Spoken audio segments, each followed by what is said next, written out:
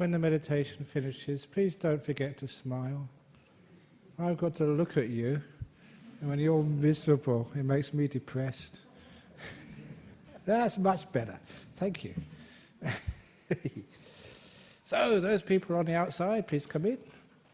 Those people on the inside, please don't go out. Unless you want to go to the toilet or something. So we'll just wait and see for people to come and go.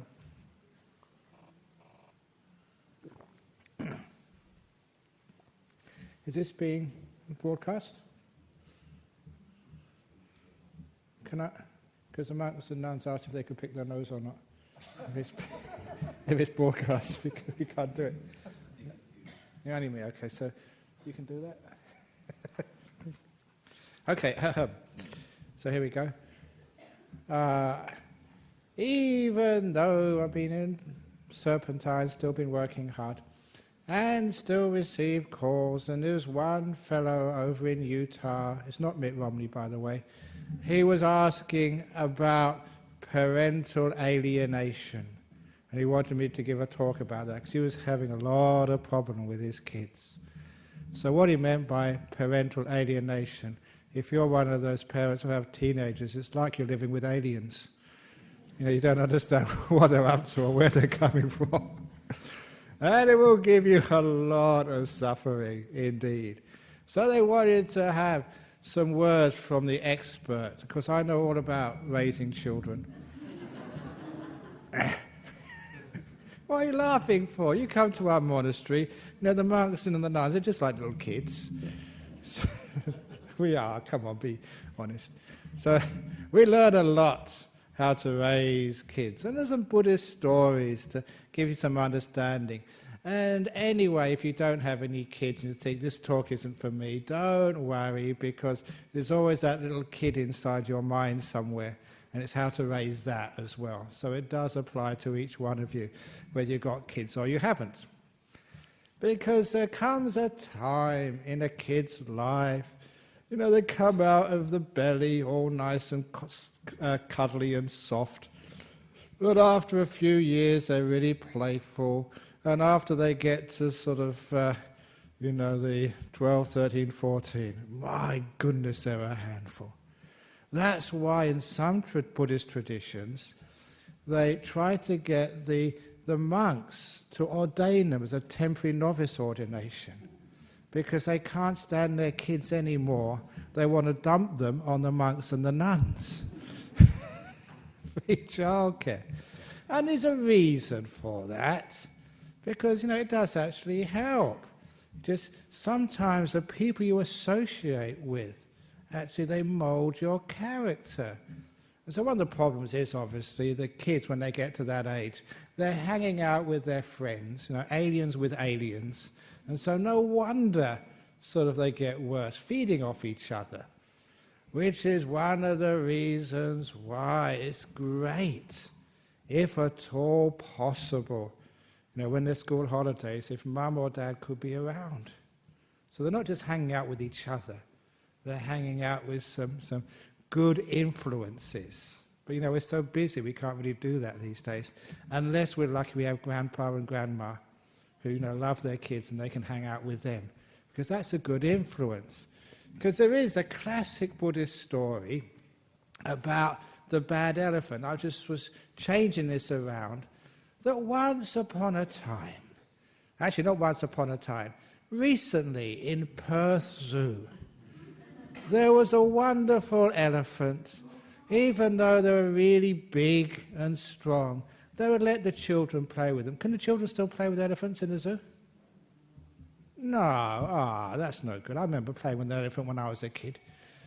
And they'd ride on the elephant's back, and the elephant would love that because, it was getting attention.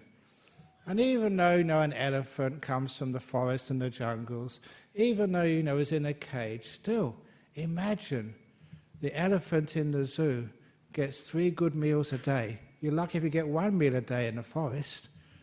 And he doesn't have to worry about hunters. And he gets free medical care whenever the elephant gets sick, plenty of water, and a comfortable place to sleep every night. maybe air conditioned. Do the elephants get air conditioning in Persu? Maybe a bucket of water over them, but that's just as good. So the elephant was very, very happy in the zoo. But then what happened? One day, so when some kids were visiting, the elephant squirted water all over them, soaked a lot of them, including the teacher. It never acted so naughty before. A few days later, when the elephant keeper was cleaning out the elephant poo, the elephant pushed her over into the poo. I thought a kid would laugh at that.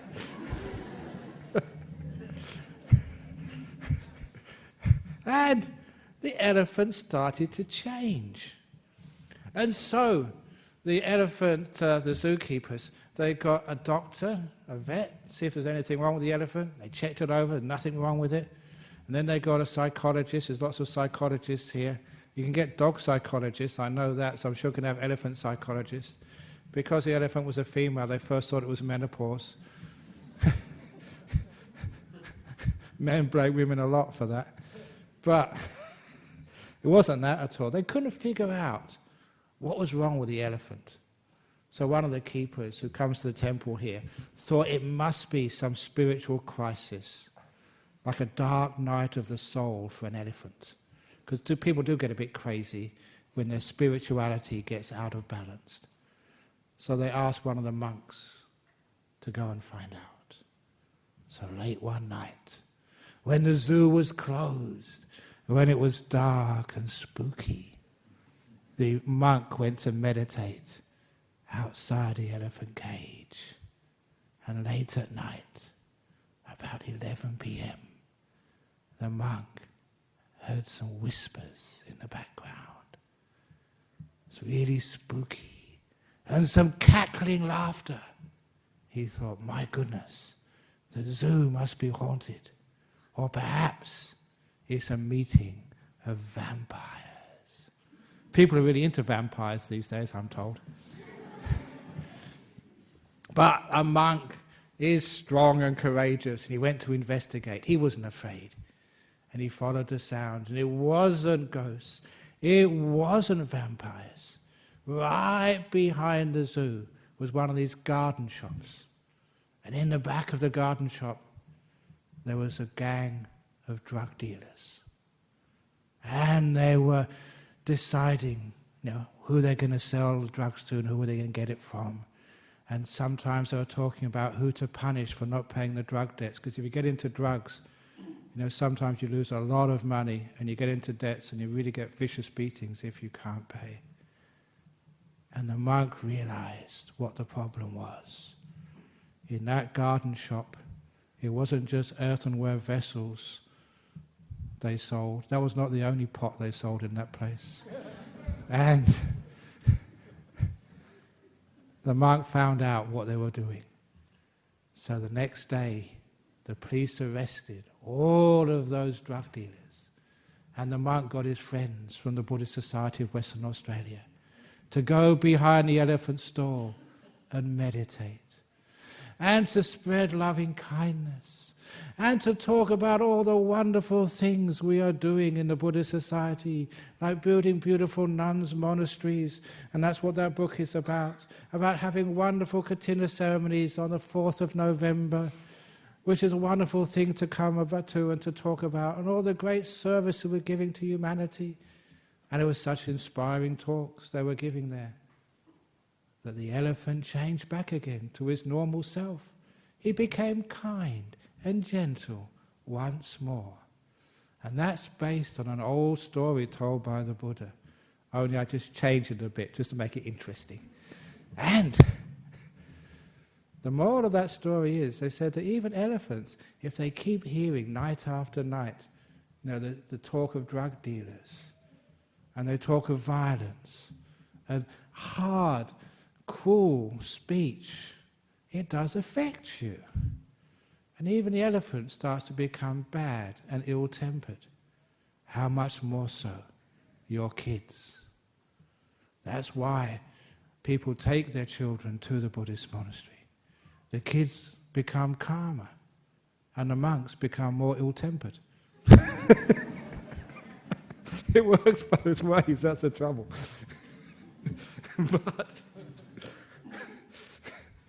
But it's still understanding where it all comes from. Having some little bit of good influences. It is just basically conditioning, brainwashing, which we're really into in Buddhism. That's why every time you come here, that's what we're doing in this place. We're brainwashing you. In a very good way, though, taking all the negative stuff out and putting good stuff in as well. Because what you hear, what you see, what you think about, that becomes your character. That's who you are. So if you have got good kids, try and take them to good places. Associate with good people as much as you can. Brainwash them as best you can. And if they refuse to come, there are many ways, many tricks to be able to do that. Trick number 1 is called bribery. And this was actually, I'm not just making this up, this actually comes from the old Buddhist texts. There was a famous Buddhist, if ever you read his old scriptures of Buddhism, one of the most famous of all of the disciples of the Buddha was this man called Anathapindika, which actually meant feeder of the poor. He was a very generous person and a great disciple of the Buddha. And even though he would always go and listen to the Buddha, he was a meditator, done wonderful things, a very kind, good person, his son was just such a case, a really difficult boy. Would never do any, what do you have to do any work for when your father's rich? And so he was just a layabout. And Anathapindika thought, how can I teach my son something good? So what he did, he just said, okay, son, if you go to the temple, I'll give you $20. You don't have to do anything, just sit in the back, you can play on your iPod, play on your sort of computer games, listen to your iPod, I don't care what, just come and you get $20. And of course, for a kid, that was a lot of money. So we would come, sit in the back, would not listen at all, wouldn't meditate, would just sit in the back, playing around, week after week after week. But at least he came into the temple. And of course, what happened? Sooner or later, you get your kid to come into the temple enough, they get interested. I mean, what's this monk talking about anyway? Why is everybody laughing? And so instead of listening to his... Well, they did have iPods in those days, but you know what I mean. He was just playing around, not paying attention. And he began to listen. And when he listened to it, he liked what he heard. And so when he went home, all those $20 bills he got from his father, he gave back. He said, thank you, Dad. I don't need them anymore. Thank you for teaching me how valuable this spirituality is. And that's how he got his kid to come to the temple and be good. So bribery should be considered. And if that doesn't work, there's one of the people who usually goes and brings food to our monasteries. He's not here this evening, I'm just checking up so he doesn't get embarrassed. He had a son, and he was a bit older. He was still a handful because, he had a girlfriend, and they went out night clubbing, to the wee hours of every morning. And he was supposed to be at university, doing a degree, which his father was paying a lot of money for. And you may have had that trouble with your kids. They're not doing well at school or university. Their grades are going down. Either they're hanging out with their mates or they're sort of going out with their girlfriends or boyfriends. And nothing the parents would say would change anything. Kids at that age, they will not listen to their parents. Even if you try reverse psychology and you tell your kid, because they always do the opposite of what you tell them. You tell your kid, stay out late tonight, son. Mum and Dad like you going out late at night. Those orders they will follow. Kids are very smart. So that won't work. But this man was very, very smart. He waited up late one night when his son was out with his girlfriend, 1 or 2 o'clock in the morning. And when they came home, he switched on the lights, and there he was waiting for them. Come inside, he said. And his son was terrified. He thought, oh my God, what's my father going to do now? And when they came inside, he gave them a cup of coffee. And he didn't look at his son. He just talked to his son's girlfriend. And he said to his son's girlfriend, look, I've just been noticing you've been going out quite a while now. I don't know what your plans are, but who knows, it does happen. One day, you might decide to commit together, even get married. But I'm sure you wouldn't want to marry someone who failed his degree. You wouldn't want someone who's a loser and a hopeless case. Because this is what's happening. Ever since he was going out with you, his grades have gone down, down, down. He's close to failing. Did you know that? I go said, no, I never knew that. He didn't tell me. I don't want to go out with a dummy. And from that, and he said, okay, I just thought I'd tell you. And then he went to bed and said, good night. That's all he needed to do. And he said from that night on, the girlfriend always made sure he got home early. The girlfriend always checked his grades to make sure he was doing his assignments on time. Because the boy would never listen to his parents, but my God, he'd listen to his girlfriend. It's called leverage. Whether it's financial by giving him some money, or just with a girlfriend. If you've got a girl, use a boyfriend, to get the girl into sort of the right ways, because these are the people they listen to. And it works. So these are some practical suggestions. If you've got a kid who's misbehaving like that, use a bit of leverage, and it sometimes can work. Or, I don't know if this will work these days, but it used to do in the old days. Sometimes if you've got a friend who's actually in the police force, because it's one of the fellows who comes here regularly. He became a monk, but he was a bit sick. He told me the story, because he was raised in Georgia, in Atlanta, in the southern United States. And, being a kid, he was about 14 or 15, he had his first cigarette on the beach. And a police car came past. Kids are stupid. They think they're smart. Because as soon as they saw the police car, they started running. That's the last thing you should do. And so the police car ran after them and caught the two of them, smoking on the beach.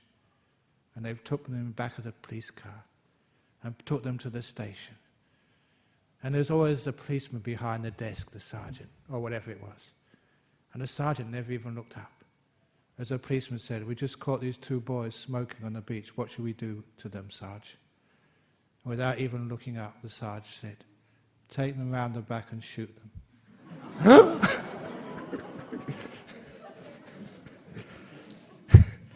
He gave up smoking after that. Of course, the police would never do that, obviously, but just give them a bit of a scare sometimes would work. Unfortunately, we can't do that these days, nevertheless. But in the end, okay, your kids are causing you trouble. But because we're Buddhists, the reason why is it's karma. Because of the things you did to your parents when you were young. It's just coming back to you, that's all. And I remember some of the stuff I did to my parents. My goodness, that's why I didn't have children. I'm too scared to take the karmic result back. What I did. But if you think what you did to your parents, and what your parents said to you, oh, you're crazy, you guys, work harder, don't go out with the girls, do this, do that. They said that to you, but you turned out okay. At least some of you did. So in the end, sometimes we worry a bit too much about our kids. Yeah, they get into trouble. Yeah, sometimes they don't do the work. Yeah, sometimes they do naughty things. Yeah, they don't listen to their parents. But this is just the stage which people go through while they are going through adolescence. And one interesting piece of information I want to share with you, because I teach at conferences, psychology conferences, computer conferences. I don't see the people invited me to Brisbane. Is Anthony and Johan here this evening? You said they were coming? No, that's the World... I gave a keynote address at the World Computer Conference. Yeah, I don't know anything about computers. But not knowing what I'm talking about has never stopped me ever since I came here. But they were visiting. I thought they might be here this evening. But anyway, at the, where was I going with this? At the computer conference. Oh, no, at another conference I went to, a psychology conference. There's one of these neuroscientists from the United States was actually saying that, and it makes so much sense, as the brain develops, as from a child, teenager to an adult, there's a part of the brain which develops, which is the part which can make decisions. Now, the evolution of the human being has been such that you never needed that capacity, in previous generations. Until about 25 or 26, you never got authority, in ancient cultures until about that time.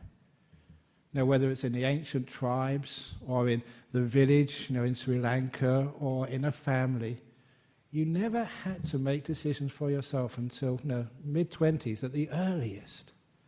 And so because that has been current in our evolution for millions of years, it means that the human body only develops that capacity to its fullness much later than the teenage years. As he explained, a teenager just does not have the software in the brain to make good decisions, even though our culture asks them to, or their peers demand that they do. And they just can't make good decisions. That is just the nature of the game. But you know what happens. They manage to muddle through life, and they get to their 20s. And when they get to the mid-20s, they become much nicer people to live with. The alien phase, when they're like they're from Mars and they don't understand, you don't understand them at all, they actually come back again, and they're sort of nice kids, and they can relate to their parents, and the parents can relate to them much, much better. It's just the evolution of the brain. In other words, it's natural. You can't do too much about it. You can limit it with these strategies, but sometimes you just have to accept these things. That's just kids being kids, teenagers being teenagers. And if you don't want that, then you shouldn't have kids. Get a dog instead, a nice little cat. They're much easier. Even the cat goes out at night, you don't worry what time they get back in. With a kid, you're always worried. That's why I was just going through some old stuff early on, and they said, this was like a spiritual saying, that if you are happy and content all the time, if you can eat any food without getting a tummy ache, if you can sleep at night without drugs or alcohol, a really good sleep at any time, at any place, if you can be scolded by others and just be peaceful and smile, if you, what's the rest of it? If you can eat whatever you like at any time, if you can wake up in the morning and be happy without a cup of coffee, then you must be the family dog.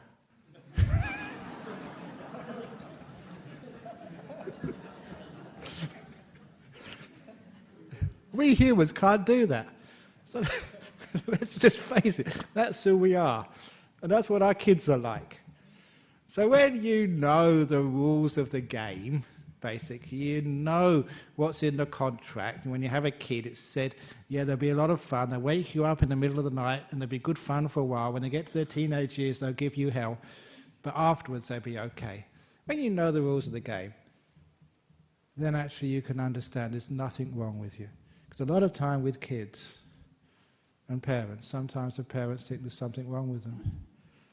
The parents take too much blame, which means they try and control their kids even more.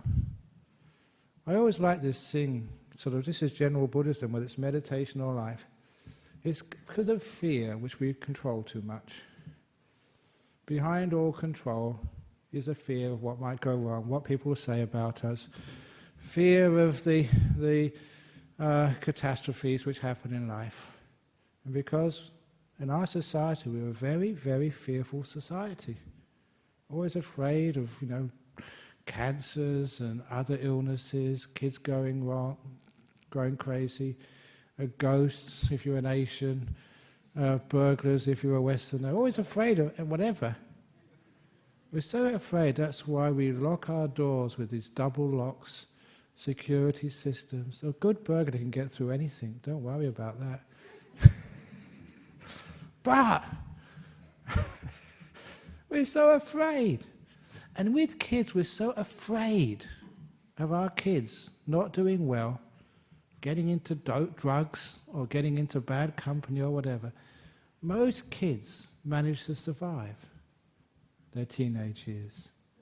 And it's not because of the parents, it's not in spite of the parents, it's just that's the nature of the game. So don't be so afraid.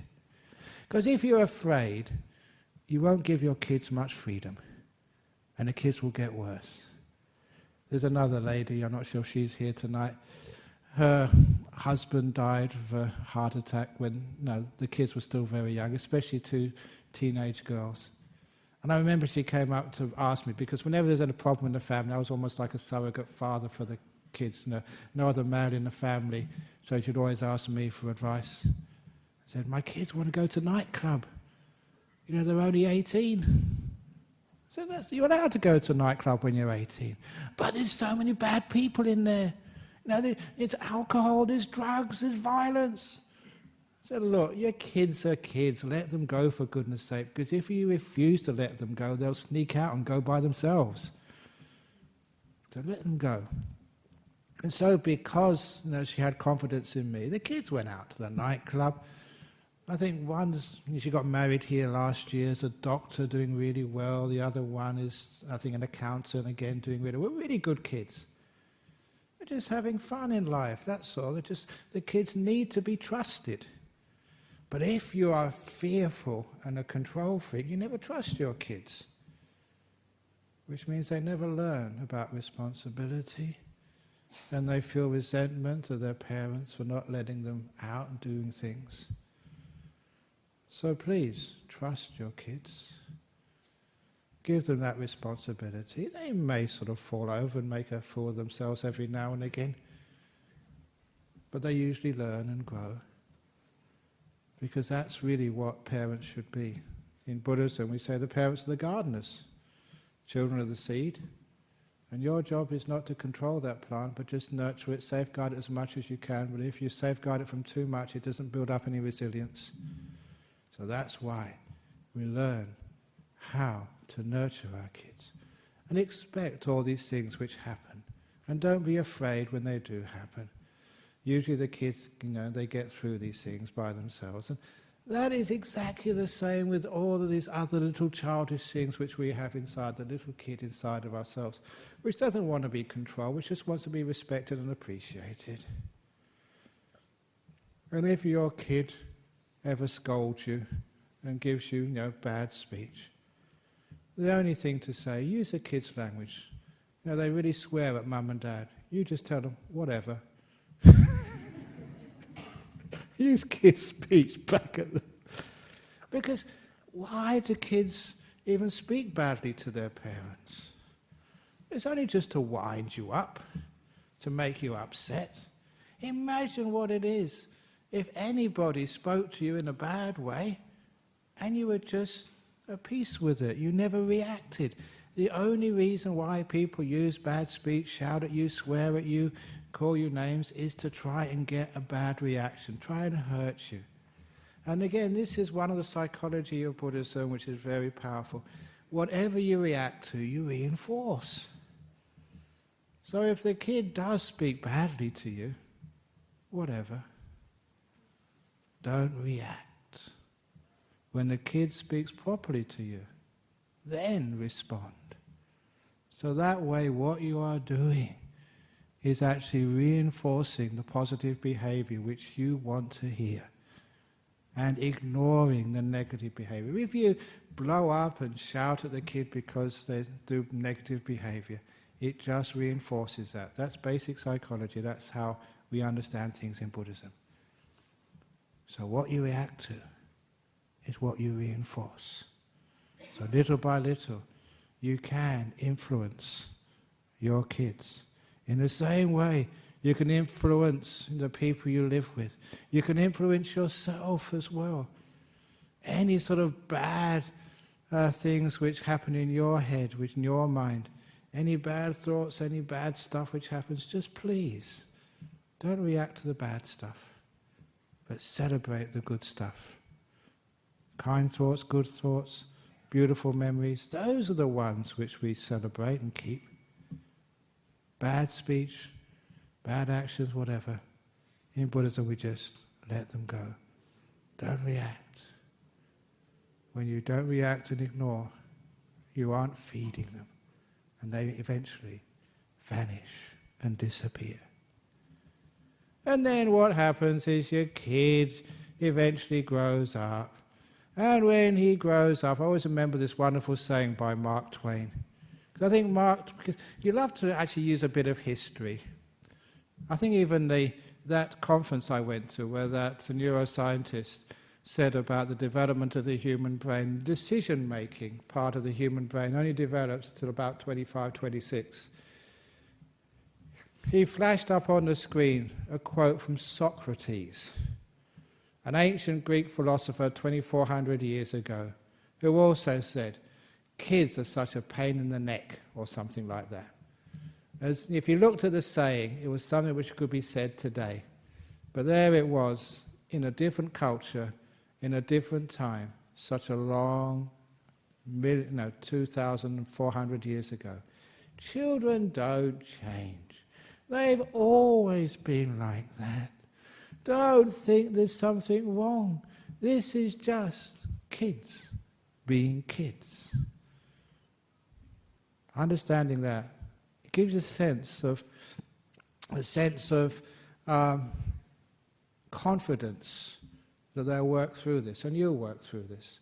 But with Mark Twain, what was Mark Twain, about 70, 80 years ago? The American author and humorist. He once wrote, because he ran away from home, he couldn't stand his father when he was about 17 or 18, he ran away. And he came back home about 4 or 5 years later. And he wrote, he couldn't believe how much his father had grown up in those 4 or 5 years. And you laugh, so you got the idea. He wrote that because obviously his father had been the same. He had grown up and learned how to appreciate his mum and dad. So if your kids don't appreciate you now, if they think you're dinosaurs, you don't understand, and that you are just like from Mars, and just you're really out of touch with reality as a parent, don't worry so much. In 4 or 5 years, you will grow up in your kid's eyes. In other words, your kid will be able to appreciate you far more. So sometimes in life we just have to bear with things for a little while, knowing that they will get better. It's just like when you go to hospital to have an operation, you've got some sickness. As long as you know it's going to get better, you can bear with things. As long as you know it's going to change, there's no problem. So the kids do change, just like you did, just like I did. And because of that, you can have that faith that this too will pass. So no matter what your kid has been up to, no matter what they've been doing, it will pass. And some of the stuff which kids get up to, I remember one of the people who also came here. They came up to me because they were summoned to the police station. You'll know this girl, but I won't say who she is. That she was summoned to the police station. And the police showed them a video of their son trashing a train. One of these vandals who go into the train, spray cans, trashing everything, in the depot at the middle of the night. And they couldn't believe that was their son, but there he was on video. He's a really nice boy now. He's grown up. Sometimes that kids do these crazy, stupid things. Why they do that? Too much testosterone, I don't know, but they usually get back in. It's really not them, it's the hormones. So after a while, they get back into line and they become very good human beings. So if that is your son or that is your daughter, never mind. It's part of the course. They will get through that, as many kids do. So don't worry so much as parents. Don't go overboard. Just a wonderful thing about Buddhism, we've got this really beautiful long-term view. We're very calm and tolerant and peaceful because we know that these things will work their way out after a while. So this too will pass. We bear with it. We don't overreact. We don't lose our own sleep, what our kids are doing. And that way, after a while, we've nurtured the kid. Just the thing they have to go through. Just like sometimes it's the things which we have to go through.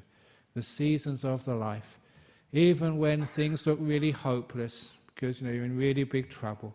It's just like, the place where I came from in England, in the winter time, you can't see any life in the forest. Everything is dead.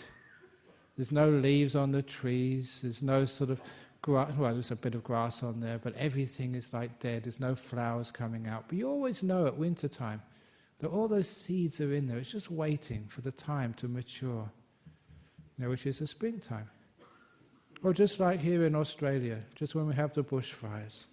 During our rains retreat, actually there was an arsonist somewhere around Serpentine because they lit a couple of fires, and one was in Jhana Grove in a corner.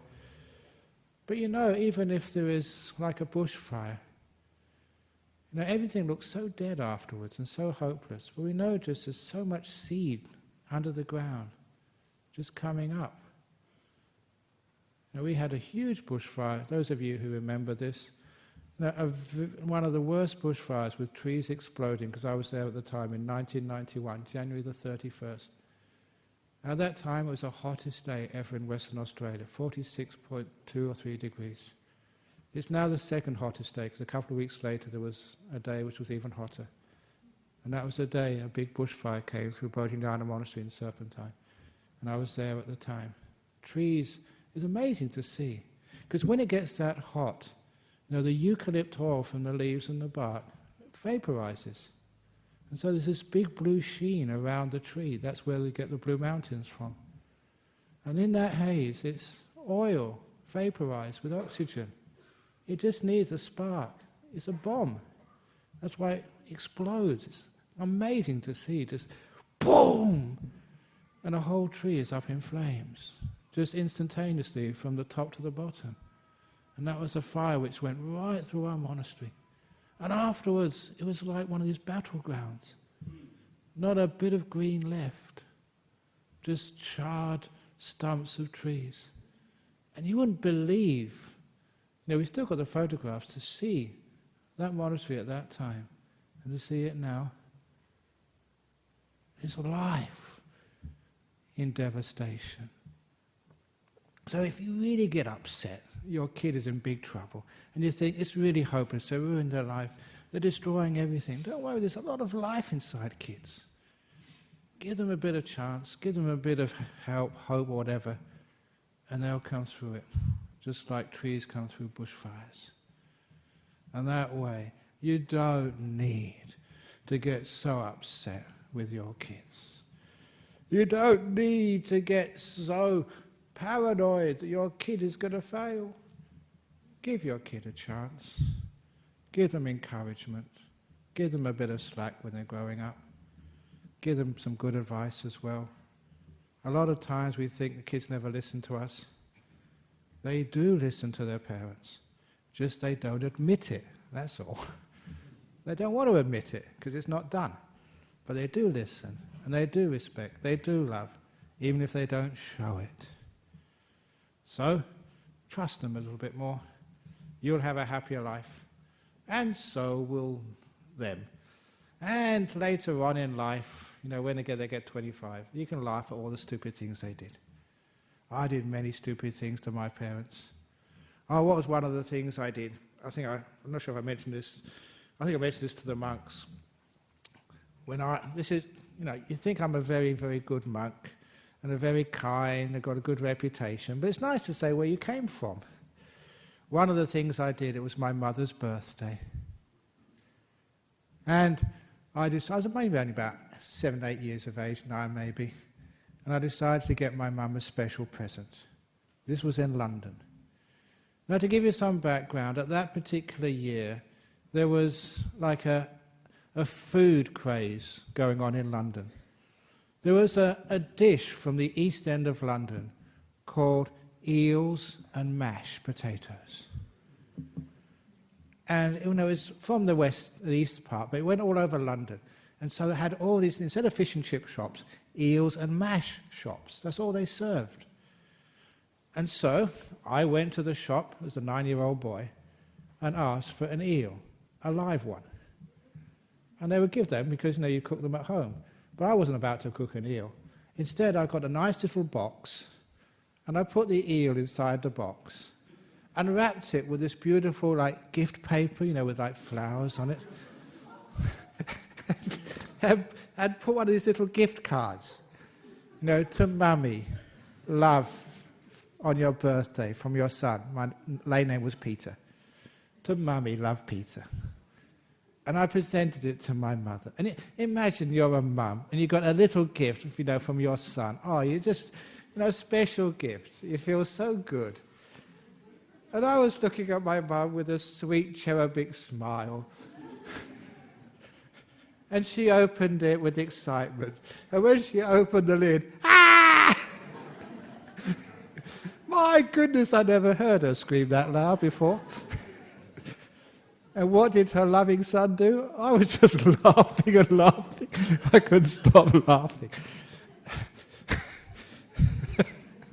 That is what it's like when you're a kid. My poor old mum having to put up with that. So for all the mums and dads here, to bring up your kids and get through that far, you've done a wonderful job. You've obviously had your stories of what your kids got up to and all the difficult things, and I'm sure that most parents at some time thought, oh, my kid, my son, my daughter, what the heck is going to happen to them? They're really turning out badly. They're terrible. Don't worry so much. Most of the kids, they turn out okay, no problem at all. And if you really are having trouble with them, they're not doing well at school, they're not doing well at college or university, threaten them. Tell them, if you don't pass year 12, there's only one place for you. We're sending you to a Buddhist monastery. Oh no, they'll say, no. Only one meal a day, meditating. No TV, no CD player, none of that. No. And you can just take them down for 1 or 2 days just to see, this is how you're going to live. And they'll go back home and they'll go back and they'll do all their homework very well. But whatever you do, the kids will be okay. I've got a lot of trust in the human beings. That's people think I'm a fool doing this, because sometimes even prisoners in jail I've seen some wonderful prisoners in jail. So how can you trust and love people so much? And there's some people done terrible things. They can always see something really good in people. And I'm sure you can see all the good in your kid. Please see the good in your children. Don't just see their faults. Don't be always on their back, telling them of all the terrible things they're doing, not cleaning up their bedroom, not doing this, whatever. Because if that's all they hear from their parents, what sort of relationship is that? They need a bit of support as well, a bit of praise. And you can only do that if you, the parents, can see the good in your kids. They're not half as bad as you think. Look at them on that way. What you see is what you get. And if you see the good in your kids become much better. And you have a much better relationship with them. And you have a much easier life. And not so much suffering. Not so much suffering that you ring me all the way from Utah to complain. The kids will survive, even though they may be going through some stuff. They will survive, and so will you. And when they get about 25, then they will realize how much Mum and Dad have grown up. Thank you for listening. Thank you. Uh-oh. I'm online. Oh, my goodness. Here we go. First of all, we have Emily from USA. Dear Ajahn Brahm, I have a 16-year-old daughter. She's a good kid. What advice can you give her for navigating the day-to-day teenage challenges, schoolwork, peers, wanting freedom, and so on? If she's a good kid, you're doing well. Whatever you're doing so far, carry on. She's a good kid, 16-year-old. By that time, they're usually getting a bit sort of independent. So what advice can you give for navigating the day-to-day teenage challenges, schoolwork, peers, wanting freedom and so on? Really build her up, especially for girls. The pressure is on to be beautiful, to be hot, and not every kid can be hot. So the poor kid, is having a lot of pressure on her. She has to be hot to the boys, she has to do well at school, she has to do this and do that, and it's just so tough. So what she needs from mum and dad is lots and lots and lots and lots of praise. Because she needs that support. At least she's got one place, home, where she doesn't have to compete. She doesn't have to be something she's not. She's accepted and loved for who she is. Well, I didn't want to say this story again, but, it was one of the stories from my own life, that story of the opening the door of your heart with my father, because I was about 13. About that age, we were rebelling. And he took me aside and said, "Son, whatever you do in your life, wherever you go, however you turn out, I want to let you know the door of my house will always be open to you." And I realized later on he meant his heart. As a 13-year-old, that meant incredible amount to me. It meant that, yes, it was a struggle at school, to be accepted by your peers, to be able to speak, in such a way that people liked you, to be able to go out with the girls and get girlfriends, to be popular, and also to be good at sport, which you had to be in those days as a boy. There's so much pressure on you. And then my dad comes along and said, "Look, you have no pressure at all at home. However you turn out, I'll always be your dad and love you." That was incredibly powerful to me. I knew there was one place in the whole world, one person who would just accept me even if I failed, even if I got into trouble. He would never abandon me. That meant so much, as I think you can understand. So, all parents, please say that to your kids and mean it. Not just because I ask you to, because you know why you should do that. Son, daughter, however you turn out in life, if you fail every subject, if you end up sort of on the streets or whatever, if you I don't know what happens to you, the worst things, I'll always be your mum and dad. I'll always love you and care for you. And this will always be your home. I'll never lock you out. There's one place you're accepted, no matter who you are. Because I'm your dad, I'm your mum. That really gets very deep inside a kid. They understand that. And they value that so much. Where they're fighting for acceptance in the whole world, they have one place where acceptance is given. At least one place. So that's a good thing to be able to do. So Emily, please tell that to your 16-year-old daughter. And maybe then she will tell that to others as well. And the world will be a much nicer place. And as for her schoolwork, look, you don't have to do well at school to be successful in life. I saw, Richard Branson's biography. I don't think he finished school. And he's a multi-billionaire. So all your kids, who are doing year 12 this year, and are doing terribly, that could be the next Richard Branson, the next Bill Gates. So many people, they didn't finish university. It's good they do finish university, but if they don't, there's still lots of hope for them. So schoolwork is not that important. Wanting freedom and so on, it's good to give your kids some freedom, but with freedom comes responsibility. And there's that responsibility which is also important to give with the freedom. Tell them, look, if you come home late, just give us a call if you get stuck anywhere. Mum and Dad are here if you get into trouble. But go out and test the boundaries. That's what you're going to do anyway. So if the kids are going to do that anyway, you might as well give them permission to do it. Because they're going to do it anyway. If they've got permission, then your relationship is still good. Okay. Question 2, Bruce from Perth.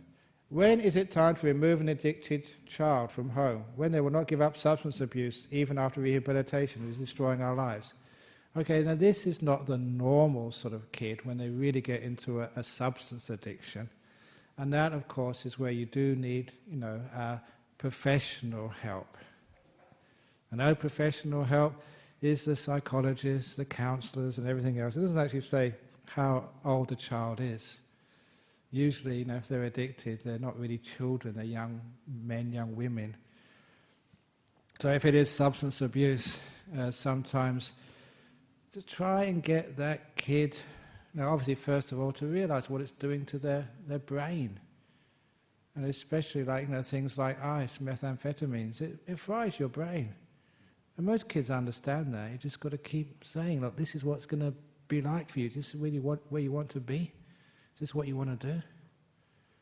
And of course, one of the first things to do, if they are addicted, is to try and isolate them from those bad friends, just like, that elephant story and the drug dealers.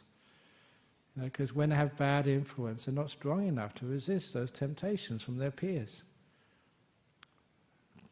Take away their mobile phone, give them a better version with a new number, which no one knows. Even move them to another place so they don't have the same peer pressures. Sometimes taking them away from those influences gives them a chance. I know that a lot of kids, they want to give up those substance abuse. They really do, because they realize what it's doing for them. But they're too weak to say no when their peers give them a call. So sometimes you need to just give them a new mobile phone, change the numbers, move to a different address, different school or whatever. Sometimes that is a positive thing you can do. Most of the kids, they don't want to end up like that. Anyway, that's a big question there. And fortunately there is a lot of support these days, from psychologists and others. Question 3 from Melbourne. Today I caught my 9-year-old boy trying to hide his homework from me. Isn't that cute? I am very sad and still thinking how to advise him on this. Please, Ajahn Brahm, what should I do? He's a good boy, but I should do something for this. That is what I feel. Oh, the poor old kid hiding his homework. Just tell him, look, son, the door of my heart's always open to you. It doesn't matter if you don't do well in your homework. Mummy, Daddy still loves you to bits. And so obviously the kid is afraid he's not living up to his parents' expectations. So maybe you should look at just what you're teaching your kid. Only half the children in Australia can be above average intelligence. Okay? And don't think, no, that's other people's kids, not mine. So some kids won't do well at school. It's obvious. So if that's your kid, don't take your love away from them and say you're a failure, you're hopeless because you didn't get to university. Oh, please, you give your kids too hard a time. So he's hiding his homework from me. That means he must be in a little bit of trouble. But he's only 9 years of age. He can soon do much better than that. So if that's the case, just laugh and just try and change your attitude towards your kid. And when the kid doesn't do very well at school, remember that story when I was a school teacher, when one of the kids in my class, at the end of the year when I gave out the report cards, they came bottom.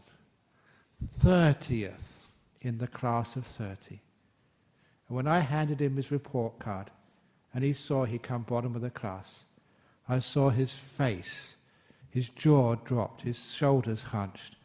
You didn't need to be a mind reader to know what was going on in his head. How am I going to show this to my parents tonight? 30 at the bottom of the class. I'm going to get into big trouble. Even my friends are going to call me a dummy.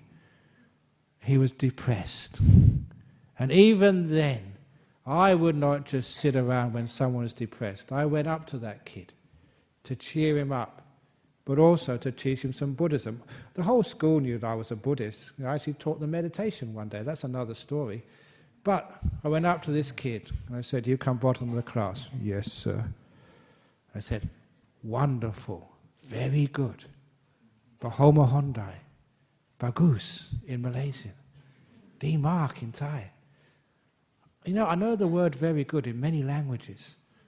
I don't know the word very bad. I just don't know that word. I refuse to learn it. Just bagus. That's it, Bahasa, Indonesia. Very good. And I said, "I'm going to teach you some Buddhism." Because in Buddhism, especially Mahayana Buddhism, we have this concept of the Bodhisattva. I'm sure you've heard that before, the Bodhisattva. And a Bodhisattva is someone who sacrificed everything for the sake of others. To make somebody else happy is their goal in life. To alleviate other people's suffering is their joy. And I said, "I understand why you came bottom this year. You're the Bodhisattva. You've sacrificed on purpose, I'm sure. You deliberately came bottom this year so that none of your friends will have to suffer what you're going to get tonight from your parents.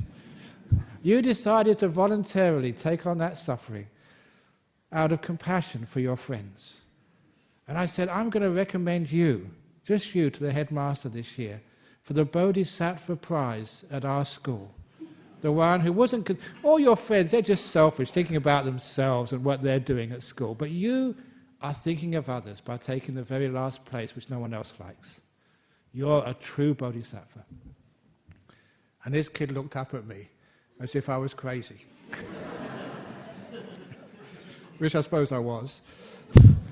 But at least it got him out of his depression. And he laughed. It's not the end of the world coming bottom of the class.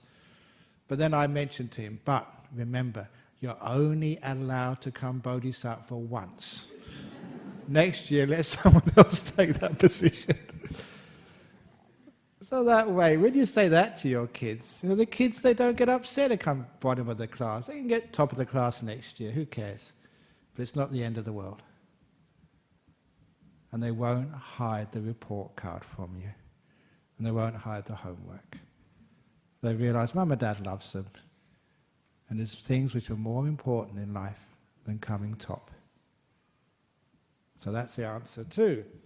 The lady from Melbourne. I won't tell the name, otherwise they might get embarrassed. Because many people in Melbourne listen to this podcast, and if I give your name, they'll go around saying you've got a dumb kid.